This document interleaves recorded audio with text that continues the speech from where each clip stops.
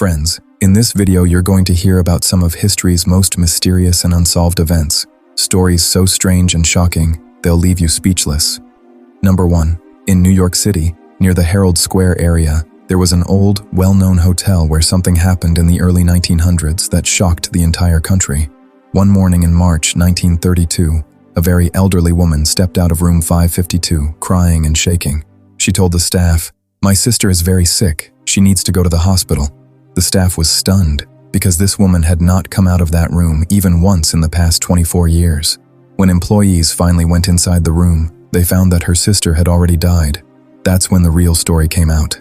The woman was Ada Wood, the third wife of famous American politician Benjamin Wood.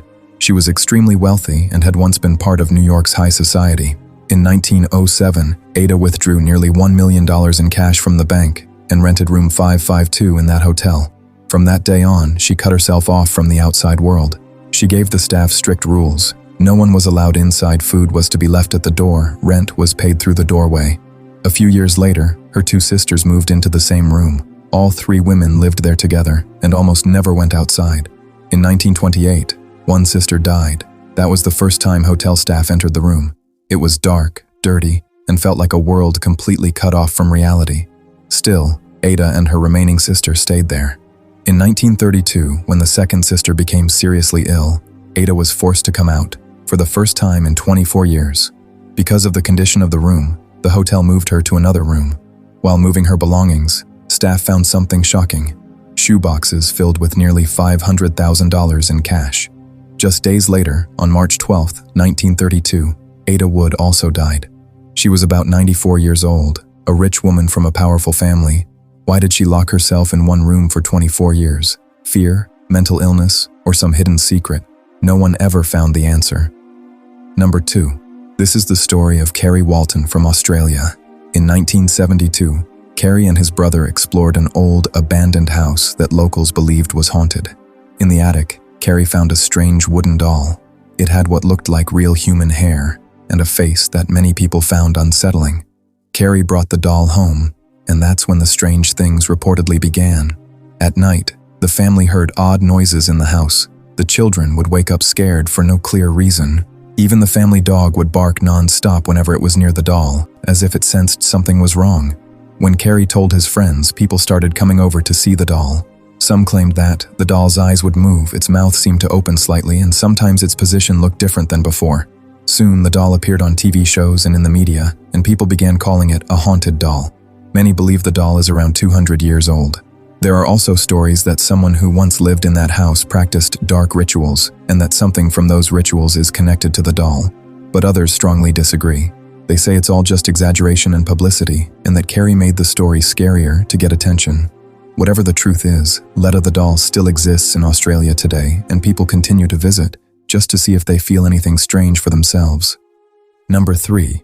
In 2016, a son was born into Bhutan's royal family, Prince Jigme Namgyel Wangchuck, the son of King Jigme Kesar Namgyel Wangchuck. A few years later, when the prince was still very young, an interesting story began to circulate. According to people around the family, the child would sometimes say things that sounded like he had studied at a major Buddhist learning center in another life, and that he seemed to recognize certain places. Some reports and social media posts even claimed that he mentioned ancient universities like Nalanda and spoke about where people used to eat and sleep there. However, there has never been any official confirmation, no scientific proof, and no formal statement from the royal family about these claims. In Bhutanese and Tibetan Buddhist tradition, belief in reincarnation is very strong. Many people believe that some souls are reborn again and again, and that young children can sometimes show signs of memories from a past life, which is why stories like this are taken seriously by many. But the truth is, this story is mostly based on online claims and word of mouth. It cannot be proven by historical or scientific records. Was it really a glimpse of a past life? Or did faith and imagination turn a small moment into a big mystery? There's no clear answer. But in a country where reincarnation is deeply believed, stories like this naturally make people stop and wonder. Now the question is for you. Do you believe in past lives? Or do you see this as just an interesting coincidence? Number 4. This incident happened in 1967 in Manitoba, Canada. The man involved was Stefan Michalak, an industrial mechanic who knew a lot about metals and minerals. One day, while prospecting near Falcon Lake, He saw two strange objects flying in the sky. One of them suddenly came down and landed on the ground. At first, Stefan thought it might be some kind of secret military aircraft, so he walked closer to take a look. But as he approached, a blast of hot air and bright light suddenly shot out from the object and hit him directly in the stomach. He fell to the ground and passed out. When he came to, the object was gone, but strange grid-shaped burn marks had appeared on his body. At the hospital, doctors noticed something very unusual. The burns on his chest and stomach were evenly spaced and all the same size, almost like he had been burned by a metal grate. Doctors said these were not normal sunburns or skin reactions. They looked like serious thermal burns. For some time, Stefan also suffered from nausea, weakness, and skin irritation. He survived, but the marks never completely disappeared. Government agencies and scientists investigated the case. Some suggested it could have been a secret military test. Others thought it might be natural gases or even a hallucination. But to this day, no one has been able to prove what that flying object really was or why the burn marks look so precise and unusual. That's why the Falcon Lake incident is still considered one of the world's most famous UFO cases, not just because of the story, but because the physical injuries were real. Number 5. On the border of Chile and Argentina stands Mount Llullaillaco, an extremely high and freezing volcano, rising nearly 22,000 feet above sea level. In 1999, when archaeologists climbed up to excavate the site, they discovered something that shocked the world. Buried in the ice were the bodies of 3 children, a teenage girl around 15 years old, a 7-year-old girl, and a 6-year-old boy. All of them were from the Inca civilization, about 500 years ago. The oldest girl became the most famous and is now known as La Doncella, or the Maiden. What stunned scientists was how perfectly preserved the children were. Their clothes, hair, and even facial expressions looked as if they were simply asleep. Tests confirmed they did not die by accident. In Inca culture, there was a sacred ritual called Capacocha, where children were considered the purest offering to the gods. Before the sacrifice, the children were given alcohol-based drinks and coca leaves to make them calm and unconscious. Then they were taken to the mountaintop and left there as an offering to the mountain gods. Traces of alcohol and coca were found in La Doncella's body, confirming she had been sedated before the ritual. Because of the extreme cold, their bodies naturally froze, turning them into some of the best-preserved mummies ever discovered.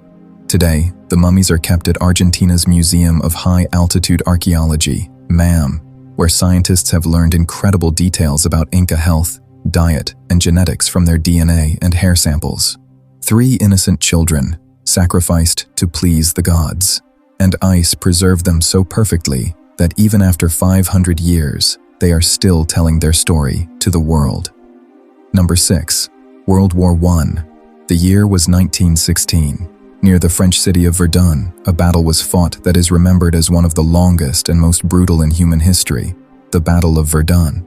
It lasted from February 21st to December 18th, 1916, nearly 10 months, with the German and French armies facing each other non-stop. Germany wasn't trying to take land.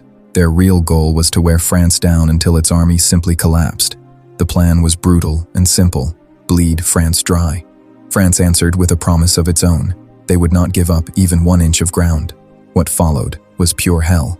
Day after day, both sides fired massive artillery barrages. By the end of the battle, more than 60 million shells had exploded in the area.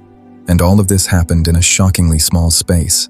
Roughly 20 to 25 square kilometers. A tiny patch of land turned into a killing field. Forests were burned to ash, trenches filled with bodies. The ground became a mix of mud, blood, and metal. When it finally ended, over 300,000 soldiers were dead, and more than 700,000 were killed or wounded. That meant someone was dying almost every few seconds. That's why Verdun earned the nickname the Devil's Anvil, a place where human lives were crushed again and again. And even today, more than 100 years later, parts of Verdun are still off limits to the public, because underground there are still unexploded bombs, toxic chemicals, and dangerous war debris. In some areas, the soil is still so poisoned that nothing can grow there.